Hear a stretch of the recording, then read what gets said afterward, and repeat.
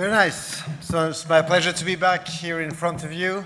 It was cool to see you on my screen, but I really prefer to see you in person. So it's my pleasure to be back here. For this roundtable closing today, we have a discussion about the interest, or maybe the lack of interest, of industry in serious gaming and gamification. We have seen the serious game scene flourish in so many domains now. We've seen health, education, military, of course, training, but where is the industry? And more important, what can we do to bring the industry to us or us to them? So with our panel of speakers and experts today, we are going to try to find some answers to that questions, and I will also open the discussions for our audience. So whenever you want to talk, just raise your hand and you can speak up your mind or ask your questions to our guests. But first, maybe some of you guys were not there the whole day, so I will let our speakers just introduce themselves, 20 seconds, name, function, so everyone knows who is everyone. You can start, Jonathan, but we just heard you. You heard me, so game design professor. Hello, so my name is Renaud. I'm head of engineering into a startup called MindMaze, which is active in stroke, neurological conditions, rehabilitation by doing VR, mostly providing medical devices based on VR. Hello everyone, my name is Julien. I'm a games author, mostly physical games, in mostly serious games. And today I'm here on behalf of Peace Brigades International as well as Entrée de Jeu with double cap.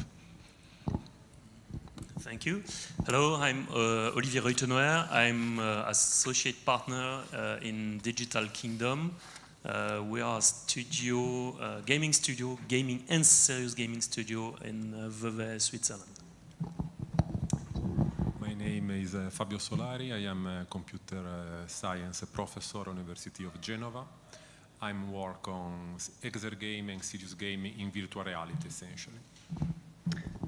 Thank you all for this introduction, and I'll have a first question for you guys. We'll talk about money today, and we are told for many years now that the serious game market is going to rise from 5 billion in 2020 to 32 billions in 2030. And you can see actually a lot of market studies on the web. They all point in the same direction, with some fluctuation, but every year a 2-digit growth. So that's great news for all of us. But the first question I have to all you guys is, have you seen this money somewhere? Have you seen this money coming in Switzerland? Have you seen this money coming in Europe? Or maybe in the States? And this money, have you seen some private money in it? Not public money, not research money or academic money, but some private money. And I would love to hear the first thought of everyone on just this question. So who wants to start? Maybe I can start with a question. Do you know where these numbers come from and what do they refer? Basically, are we talking about incomes, like direct incomes, or also maybe some, for example, if I take the case of our company, we're gonna probably, hopefully, generate some revenues, but which will be reimbursed in the frame of healthcare, insurance, and that kind of things. And probably the fact that we are doing rehabilitation through serious gaming will not be somehow taken much into account there, or maybe yes, I don't know. It's like, it's quite difficult to figure out what this number contains, like where does it come from? It's really the market that really companies could invest in serious game. It's the investment on serious gaming from companies and from people asking to build some games. So yeah, I think it could make sense to have these numbers by 2030. yeah, if we take all the fields, defense, training, virtual training, healthcare, yeah, I guess that makes a significant number at the end. You have felt this growth? Yeah, pretty much. At least in the healthcare segment, yes. Definitely there is much more actors there, and the new way of curing, rehabilitating people is, yeah, it becomes a trend. Olivier? By our side, about industrials, those last years, it's a reality for us. Historically, Digital Kingdom was started in 2014, and historically we've worked a lot with the cultural sector. And those last years, more and more industrials are coming to us to make serious game. It's more marketing and commercial games, but it's in the segment of serious game. So for us, it's a reality. As an example, we are currently working for the high-end watchmaking industry. I've taken notes. And last month, we have also worked with the banknote and security device sector. And yes, it's coming more and more common to work with industrials. So for us, by Digital Kingdom, it's a reality. Jonathan, you said you're not a specialist in serious games, but have you got a point of view from across the sea? A little bit. I have collaborators that have a studio for serious games, and I don't know if they've seen a growth, but I can say that they both get public sector funding or clients, and also private sector clients. So the market does exist. That's all I can say. Fabio, you want to I think complete? I see in Italy that some company are more interested in serious games since they see that they can decrease the cost for training or learning. If the company see how to decrease the cost in the other side of their jobs, I think they invest in serious game. I will come back to where the games are made of, and you talked about training and simulation. And we will come back to this slide a little further on the discussion. The first thing I wanted to talk with you guys about is, should we work to get more industry in the serious games or more serious games in the industry? Should we work on the visibility? For example, can you name some big industry, some big groups that have used serious games internally or externally? You were talking about watchmakers, but do you know like famous brands that will really dig in serious games? Can you name one? I couldn't. Someone can. Can we bring you one mic? Yes. Perfect.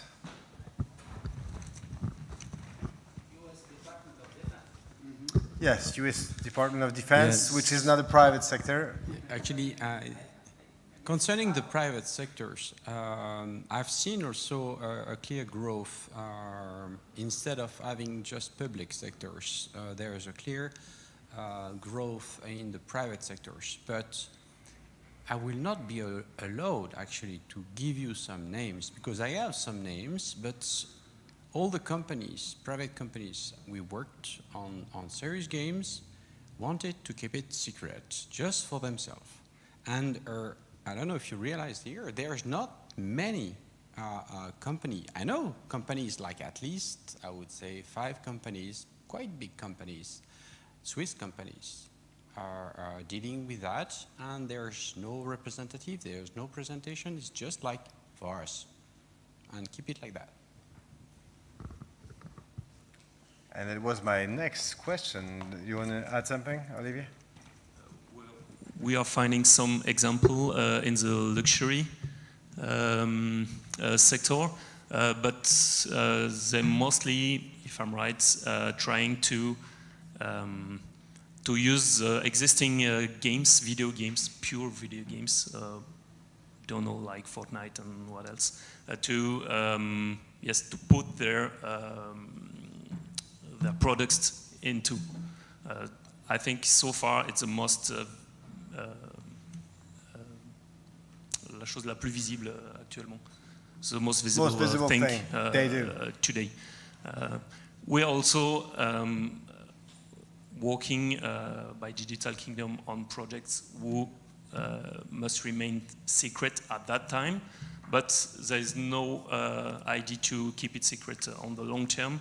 So when the project will be finished, it will remain public. About what Stefan says. And when we don't see their games and we don't get visibility, maybe there's a question of how can we meet? And the next question I wanted to address with you is, there is no more big event around gaming in Switzerland since Ludicious closed, and even it was not very strong with serious games. And there's no fairs, there's no big events around gaming that could make those worlds meet, industry and gaming provider.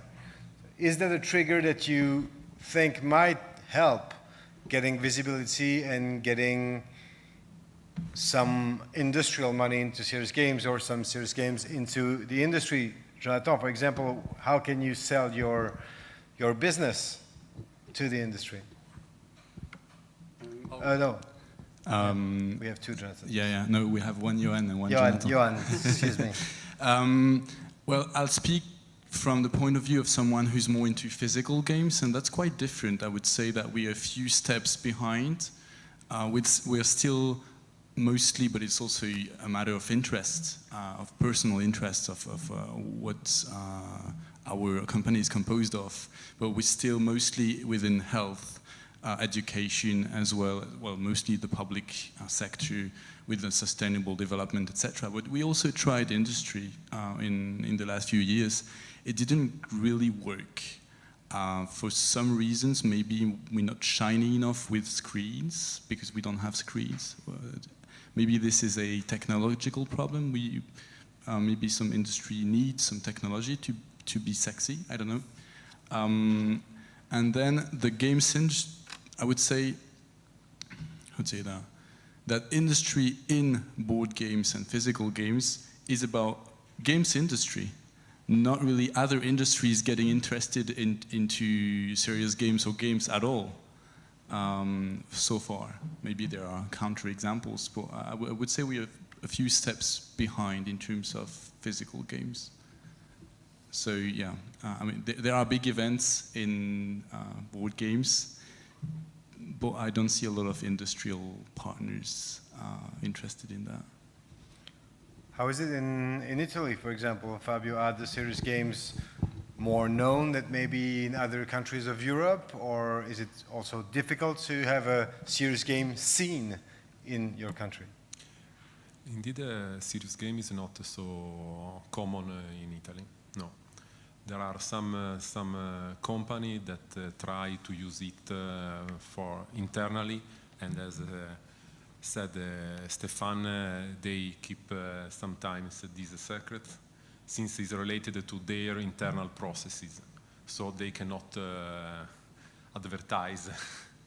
And this indeed does not help to share the serious game. So talking about visibility, do you want to add something? Yes. Yes. From my point of view, visibility for serious game for industry will not come directly from video games industry. For me, it's more the visibility comes because serious gaming and gaming generally comes because it's more and more common in our society. Video games becomes more and more common, Just an example I've wrote.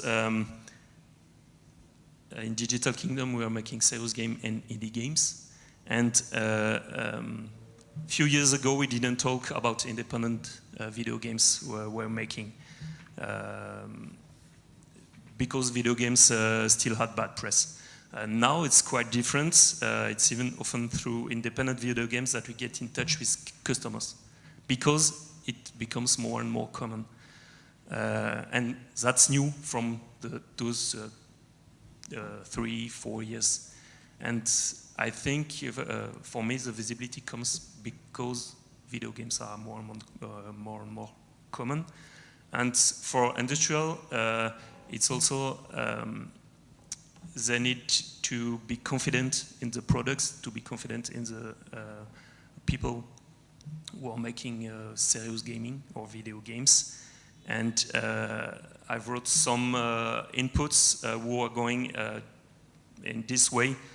I've wrote the Federal Council in Switzerland has conducted a study that shows the cultural and economic impacts in the sector in 2018. Organizational lobbying, there are support structures.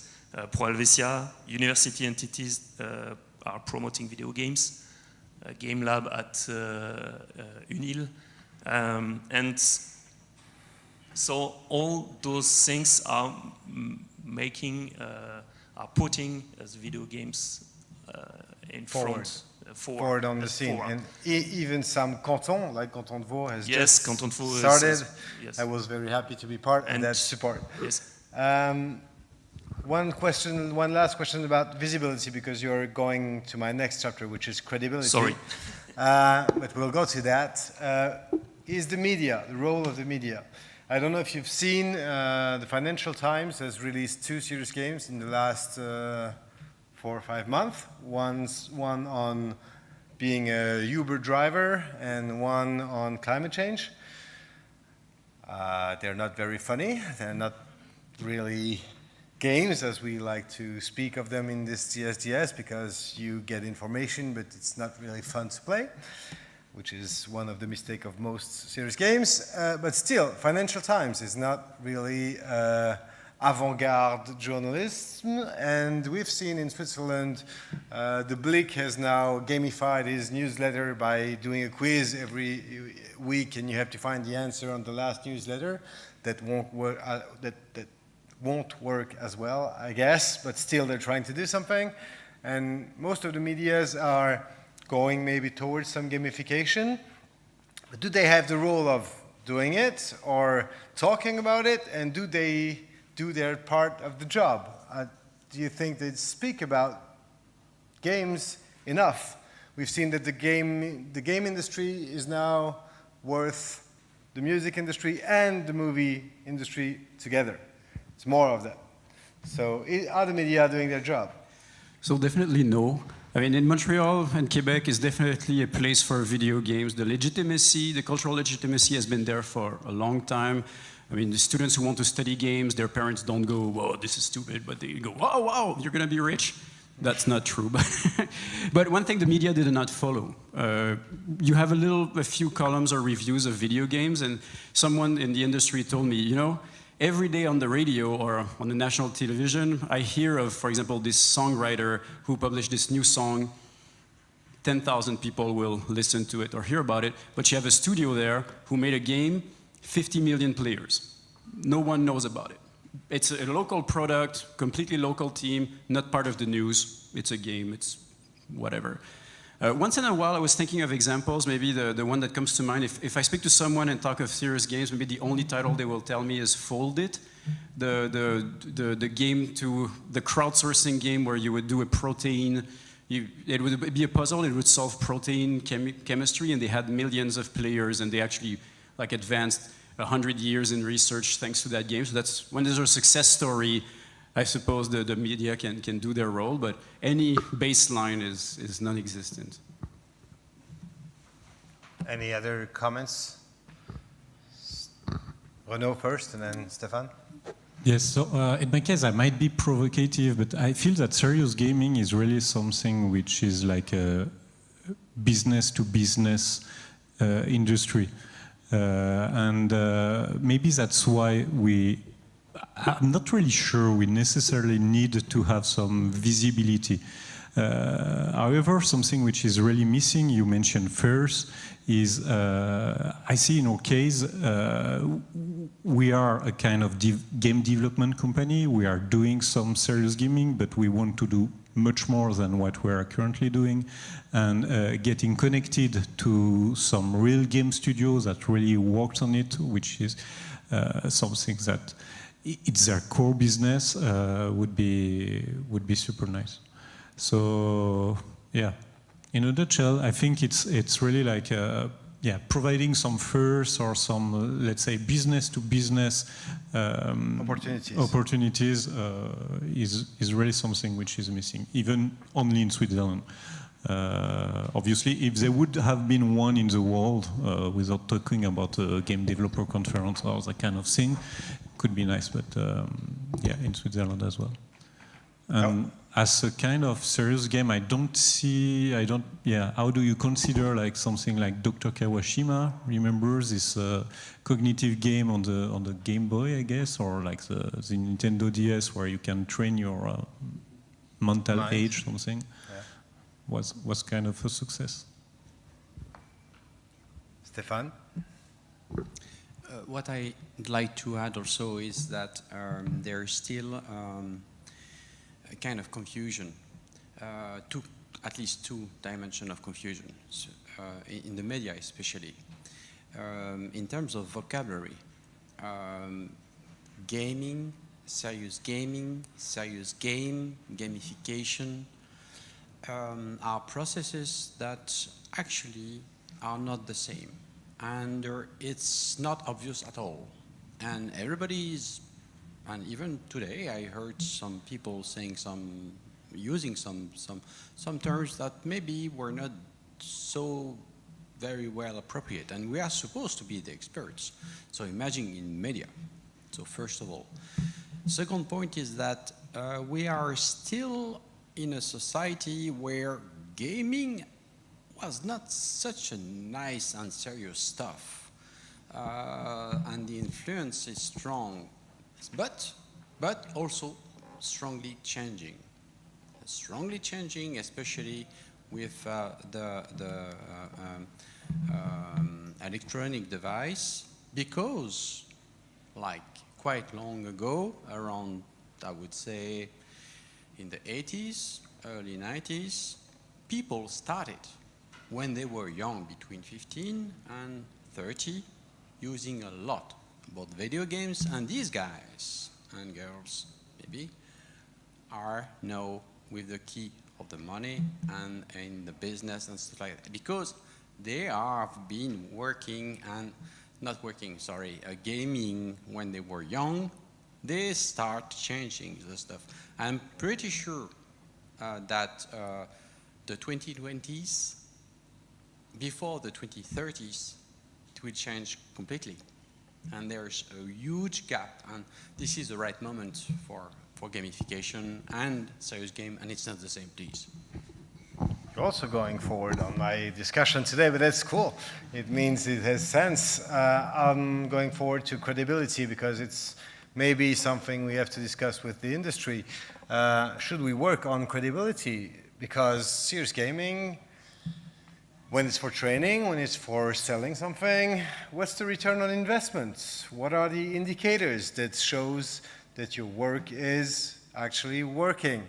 And I've seen many examples where the indicators were not offered in the offer of the studio, and when they were offered, they cost about 10% of the game, and when it's time to cut the deal, hey, let's take this 10% off, and the indicators are gone. So should we work on that? Should we work to make the people know that serious games work? Not actually in the academical sector, we have a lot of numbers, we've seen them today, but in the private sector. And I wanted your thoughts about that. Do you create indicators when you propose a game to an industry, for example, Renaud? Yeah, so in our case, it's like mandatory. We are creating games that focus on rehabilitation. So you have to prove either that your games provide superior efficacy in terms of rehabilitation than, let's say, standard of care, or, which is usually the case, if you cannot prove this through clinical trials and that kind of thing, so that's pretty much an objective indicator. If you cannot claim any superior efficacy, usually what we claim is better therapist usage. For example, if you have a therapist, we are suffering a lack of therapists in Switzerland, but all over the world to rehab people. So the advantage of serious games in that case could be that you can discharge somehow a therapist, allow a therapist to train more people at the same time, or even offer the possibility to have untrained people which have a lower level of education than therapists to actually do the therapy or supervise, at least monitor a patient while he's doing this. So in that case, it's like better usage of therapist practitioner time. And that's a good, I guess, indicator as well. Johan or Olivier? Hey, yeah. So I wanted to build on what Stefan was talking about in terms of terms, in terms of vocabulary, in terms of narrative, because credibility could be shown through numbers, through efficacy in an academic way, but I also have the feeling, even if I'm a quantitativist at first, I also see that we might lack credibility towards the industry, but we also lack credibility towards gamers or gaming specialists. For example, I had a great conversation with gaming specialists in the region. I will not name them, but one of them was really about games as a study object for the game. The other one was for the play, how to say that, really the gameplay was most interesting, and our position was games as tools, and this is seen by some gamers or game designers in board games, but I don't know how it is, but maybe as well in video games. If you use games as tools, it's you're not game anymore. You're not gaming anymore, or you actually, it's a fallacy. You're using it. It's morally reprehensible, even. So maybe there is this narrative that we can show there is a diversity. You can play just for playing games, but also as tools, or even both. And both are sometimes difficult to make people comprehend. I don't know whether it's the same in video games industry or from specialists. Olivier, what is your experience with companies? Do you get through with indicators, or do they just want the wow effect and then it's enough for them? Most of the time with no measurement of performance. Because so far, industrials and other customers come to us for something else than pure measurement. They're coming for a new way, a new media, a new way of communication, a new tool, or a new way to contact or to keep in touch with another public Reach them. target audience. Sorry. So far, the goal is more a new way, a new media. But do you think indicators will help? Because no needs. For example, the social media guys, they just came in with, hey, let's go marketing, I'll do social media, here's the numbers, 1 million views, hey, great. And they get a lot of money. At our level, there's so far no need for measurement like this. Yeah, sure, customers wants to have 100, 1,000 and more downloads, but sometimes they forget to invest the same amount in marketing that they have invested in the game. So yes, so far it's really a new media, a new way to communicate, a new way to target a specific audience, mostly teenagers and people above, just above. So I don't know if I answer your question, but so far no need for measurements. And you're totally right, it costs a lot to save data, make statistics, and there are no needs now. There's one question or opinion? Question, opinion. So, Both. As the point was risen before, in terms of credibility, you have like company-to-company credibility about the product you sell, but also I think in serious games there's a huge question about the credibility towards the user. Giving an example, like you're in high school and for us we had to learn like 200 French words within 2 weeks.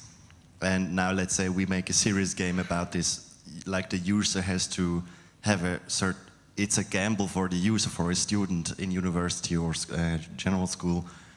Do I play this game and hopefully I know the words afterwards and then I have my test, or do I sit down and learn them like an old-fashioned way? And like this example in different cases, I just asked myself, in your cases, how you experience this, did you have this problem with credibility towards the users, and if so, how did you tackle them? Proof of efficiency, not just for the company, but for the ones that are targeted. Maybe Renaud or Jonathan in your sector, or, yeah, of course.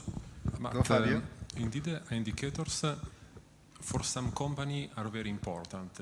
Since several projects that I had is from company that asked us to find indicator that the serious game approach is a valid approach.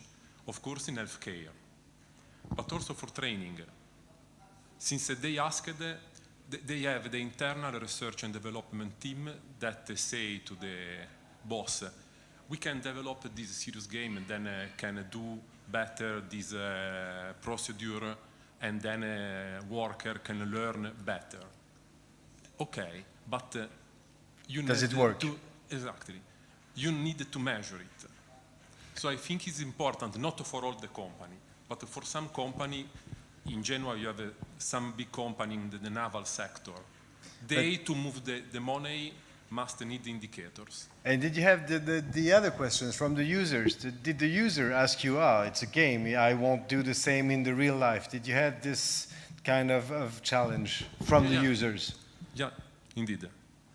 Since they are seen as a game, what Stefan said is correct. Indeed, now the people that were young use the game become in the right position. But when you use the game, they are only game for pleasure.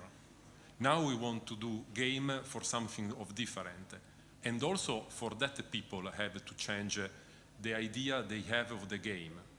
Since if you want to use it as a tool. I will move forward to another trigger that we can use. Maybe it's work on courage. In 2019, I made the introduction speech was, where the hell is the serious game department in my company? And it was, of course, provocative. And the thing is, companies have a budget. And so it's like one cake. And when you want to do a serious game, you want some part of that budget. So where should we aim? Should we go to the marketing department and try to get a share? Should we go to the training department? Where is the money to build on serious games? And have we got something that we can really trigger to say, hey, we need a serious game? but to which department you will go. And I will go back to the slide that I had before with the application of games. And do you see any games going in these sectors, or even are we able to build a game to sell some more stuff, for example, just not to train the ones that are selling, but can we do a game to sell some stuff other than the game itself?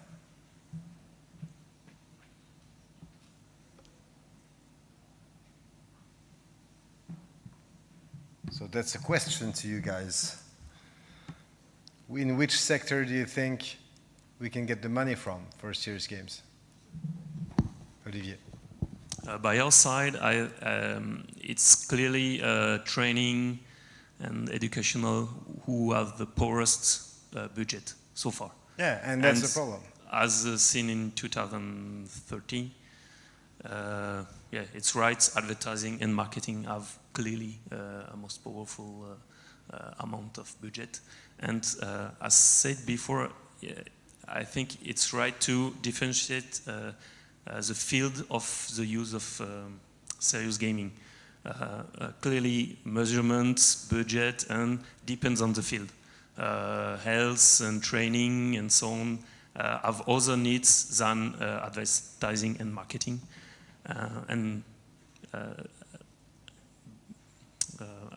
I've said before, I've said more about advertising and marketing, or more, yes, a way of touch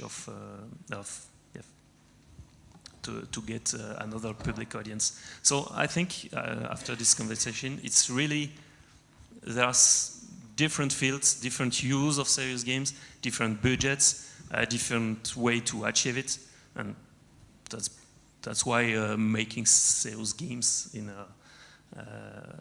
it's really interesting. It's really different about the different subjects you can touch or work with or work for. We'll have Bettina and then Jonathan. Yes, so if I may add my perspective to it, so from where I'm situated in the cybersecurity and data protection field, I have my personal impression that in highly regulated markets, here is really potential for serious games, because you need to prove each year these trainings. So once there's this obligation and this compliance procedures, then the companies think, okay, how can we fulfill this and not just let people click through? And then they try to come up with other ideas. And then we have now data protection regulation, we have more regulations about cybersecurity, and I see the regulations rising since some years, or a tendency to have more and more regulations, and here I see potential actually for serious games whenever you need to prove it because of legal obligations. This is at least my impression, where I find it, if I would work in the serious game field, I would see a market opportunity. And then there's this with these indicators, at least this we experience. If we can't show the indicator, it's not so easy to sell it to the ones that have the budget. And asking about where the money should go to, I think in companies, I think it makes sense that there is no unit that says you are the game designers, because I think it makes sense to hand it out to a company that is focusing on game design. So I have the budget, I need to have these trainings, and then I go out to the market and go to companies like we see here, and then I buy that as a product. I don't see mandatorily a need to have this in-house. Jonathan? Yeah, just wanted to be provocative again and say that it's probably easier to sell a serious game than a regular game. Because you only have to convince a handful of people and you're actually delivering a service. Whereas a regular game, you have to talk to the world, and you're in competition with 1 million other games. There are hundreds of games being published every single day. And only a very small minority of them make any money at all. That's something that many people don't realize, but because we see the big successes, but these successes actually pay for the 100 failures next to it. And just to conclude with an anecdote, I was on the jury for the Canada Media Fund, which has a track that funds digital games and new media thing. And the proposals need to have some way to suggest how they will reimburse, because it's a loan that doesn't have to be completely reimbursed, but it's a loan. So how are you going to pay back? And I asked, did anybody ever pay back that loan? And the manager then said, one. Of all the games that were funded, one game, and it was a serious game. It was a game to teach fractions to children on a mobile phone. So that's something that's maybe off the radar, but regular games are also very, very difficult market. Olivier? Yeah, you're right. Just a little remark. So far, especially with industrial, where we are now making more video games than serious game, because about the difference you tell, and I think also that's different. It's new, and people, perhaps because they were gamers, people they have seen bad examples of serious gaming and so on, but here in Digital Kingdom we have with kindly yes, industrial give us a lot of creative liberty, and that's why we're going to more gaming, or what have you say, okay, you term, regular, okay, regular gaming than serious gaming, but yes, we're also trying to make a good balance, and if you heard me this morning, yes, we try not to need to find a good balance, but try to, yes, use lever than purely gaming solutions and gameplay level design and so on to pass messages. You know. One argument that serious game can make, and I don't know if you know this website. It's called click.click. If you haven't tried it, you should really, and you should put the sound on. It's really fun. It's a website that shows actually how data is collected without you knowing that data is collected. Is this subject thinking about Facebook or so? Okay, so that's the sound. Subject. Still nothing. And you can click twice and 3 times and everything, and then you can see all the data that is collected. My point is...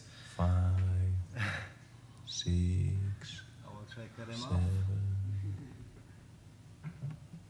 Subject is having a hard time. So you should really try it. My point is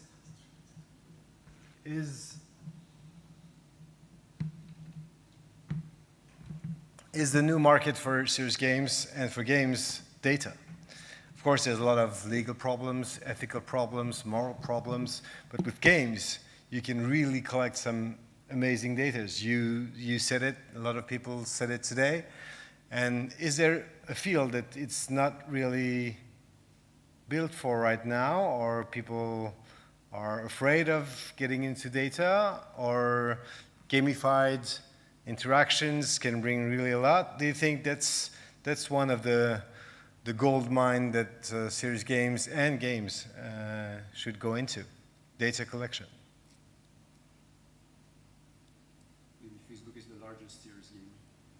Yeah, maybe Facebook is. We've seen some gamified, like Wish is a website that has gamified selling, because you cannot find the product, you have to try to find it. And in a way, it's like you said, make something easy difficult, and then it's a game.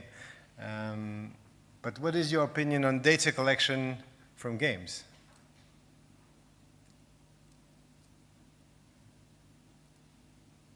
I know it's a hard subject, but still I want to hear you about it.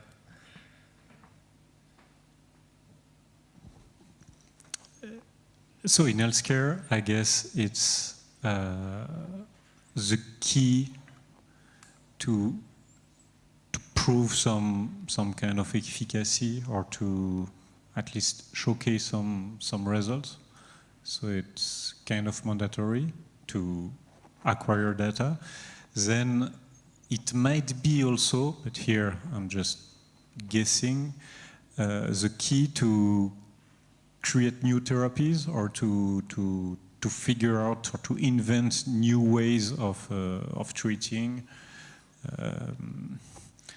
Like, I don't know if you know about this, probably it's really not about serious gaming, but there is an application where that is able to detect some cancer cells, yeah, bad cells, on a radiography, better than anyone can do, any human being can do right now, and it has been based actually through acquiring a huge amount of data, being annotated by real human beings.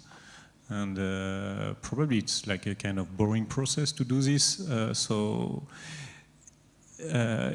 the current machine learning way of doing things, we have a very strong need of data annotation. And this is something which is like, yeah, boring and might be really useful to gamify, I guess. Someone else on data collection? Last point of the day, should we wait? Stefan said we have a generation gap for leaders. So maybe the best thing is just to wait. Money will come in, industry will come in, because industry CEOs are now gamers, or more and more gamers. So do you think we shall just wait, and maybe we'll get some more industry in gaming and serious gaming? Have you seen the change? For us, yes, as I've said before, for us it's now, because even if CEOs are not gamers, they have children or grandchildren who plays, yes. They are seeing gaming through television, YouTube, and so on. So, as I said before, it's getting more and more common. So, for us, yes, we have now CEOs above 60 who wants to make games or those games. So, for us, it's a reality now. It will certainly growth through the time. Stefan, you want to come again? Yeah, I'm very talkative, sorry for that. I remember, like a couple of years ago, I've seen this TED talk, and it was a business angel, old business angel, doing this TED talk. And it was like, on my career, I had like around 500 opportunity to invest on companies, on startups and stuff like that. And I was wondering why sometimes I was wrong and why sometimes I was right. So I made a huge survey, and I took a look at something like 5 parameters. Like it was the amount of money that I was putting on the table, the quality of the team of the startup, the good communication, like quality in terms of technology, like high-tech guys, the quality in terms of communication and soft skills, and so on and so on. And his statistics said, at the end, it was the when. The main stuff is the when. It's not about the money. It's not about the good communication within the team. It's not about the good quality of the technical quality. Of course, if they are really bad in these matters, it will not work. But it was the when. And in our theme, domain, gamification and sales game, this is now. I'm pretty like I truly believe like if there's a GSGS 32, it will be it was. It will not be. It will be. Well, we hope to see GSGS 32. That's for sure. I wanted to also talk about standards and a lot of other things. Olivier, you had the last on this or on? No, about standards. Okay, so just a quick Sorry. thing on standards because we are running out of time. Because it was maybe one of the questions. Should we have standards? Should we have games like ISO 972? And that is also something that could raise awareness from the industry sector that there's something behind the games, or standards that prove that it works, or is it a free world because it's gaming? That's what you wanted to talk about, or not? No, but So you can try. I understand you another, can try yours. another thing about standards, about the meaning of the level of game we provide or those game we provide. You've said before we are now compared to yes, AAA games and so on, and I think that most of a challenge now with less budget, little teams and less time.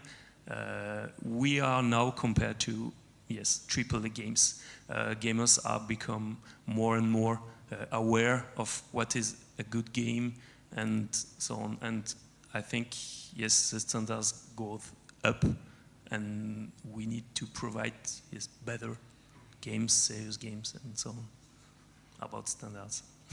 That's very good, because I wanted to ask each one of you for last round, and it's going to be yours, on which trigger that we can use really to get the industry. Quality of the games is probably one.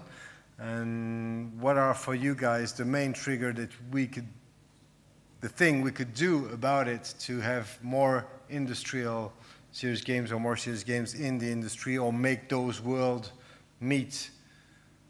Maybe each of you can give a comment on that, and it's going to be the final round. I'll link that to standards. In my experience as a board game developer, our clients who are not end users have a lesser standard than in the usual game industry. Because we bring an idea, they're not specialists of games, so they're like, oh, great, it's working. We do set the standards higher than our clients in terms of game design. Then on graphic design, it's another matter, etc. So maybe we could push ourselves or have colleagues or partners be more, set higher standards. And maybe have like ISO credits or something like this, something that makes us more credible. So that's maybe a way of looking at it. But then I missed my last thought. I'll come back later, maybe. Hello, Jonathan.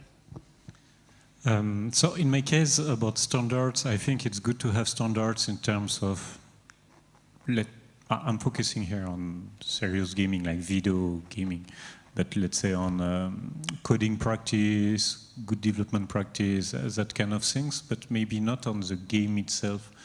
In my opinion, it still needs to be kept as a creative process, and standards usually are a bit against creativity, in my opinion. And on the other questions that you had, which was how do we somehow speed up the let's say the excitement of the industry for serious gaming? Yeah, it's a difficult question, but my take of this is that currently I feel that we are still lacking also good development studios working specifically on serious game, like Digital Kingdoms or these guys are pretty rare, and but we don't really it's not easy to create video games, and I think that we might lack also of education programs for this, and also because it's a creative process, it's something which is like multi-domains. You cannot just be a developer. Right now, somebody who's likely to become a serious game developer is a developer, he's a computer scientist, not necessarily like a game designer per se and so on. And I feel that we're lacking some kind of really strong training on this. So instead of providing standards, I would provide like education focused on some specific aspect of the video game development. And Stefan, you should note that that's a good roundtable theme. I had one thing in my text about can we build up some developers and what do you need actually, because it's never been as simple to build a video game as right now. Anyone can download Unity and do a tutorial on YouTube, but since you're talking about a real education, so here's a good theme for another roundtable. Jonathan. I'll just add one. I suspect that for the serious games, it's the same thing as for indie games or games in general, is that finding a niche is great. Because if you're the only one doing that game for that either community or that problem or that context, then you're not compared to anyone. You're just there. And that's great. One of my most played games is a game about game studies, mostly concerned for professors teaching game studies. That's like I don't know, 500 people across the world, but I'm the only one there, so they play it. And Fabio for last word, and we will... Indeed, the education is the most important part. It is not easy to bring together the competencies to do, for instance, a study course at university level, to teach good gaming and then a serious game or exer game. There is the need of a multidisciplinary competence. For instance, in Italy it's not easy, since in Italy you are splitted, the teachers are splitted based on their research. So computer science does not publish in the same place where publish biomedical engineering or digital humanities. And then when they try to do something together, it's not possible. And then this stops the possibility to have a good multidisciplinary teachers together. And this is a big problem, at least in Italy. Thank you a lot, all of you, for this conversation. 3 minutes late. I think we've done the job. I don't know if anyone wants to add something in the audience, but I know that everyone is really warm. I am. So maybe we'll just call it the end, and we have another roundtable tomorrow about VR. And I'll be excited to talk about it with Fabio and others if you are there tomorrow. So thank you a lot, and you can give them a round of applause.